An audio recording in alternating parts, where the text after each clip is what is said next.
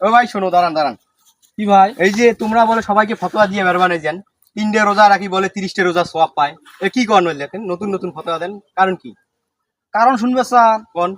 ভাই এই যে তারাবির যে নামাজ গেল বুঝছে, হ্যাঁ যে মুসল্লি গিয়ে দেখো সেই মুসল্লি 8 রাকাত 12 রাকাত পরে চড়ি আইছে, অনেকে আসে আর কি। আইছে না? তোমাক পুষ করম ভাই কারণটা কি? ও ভাই 8 রাকাত 12 রাকাত পড়লে শোক হয়ে যায়। হ্যাঁ তেমনই হবেন যে মুই কি করছিলাম জানেন, কি? এই যে রমজান মাসের 30 দিন 3 ভাগে ভাগ করা হয় নাই, তোমার হবেন যে মাগফিরাত, হ্যাঁ রহমত নাজাত। আর নাজাত, 3 ভাগে 30 টা হয়। হ্যাঁ সেটা মুই ইয়ের করছিলাম একটা, উয়ের একটা, উয়ের একটা, 3টে করছিলাম। তাহলে সেই জন্য মুইও কবান যাম ওই 3টে করি মুই 30টে সব পাইছম। এটা ভালো নয়।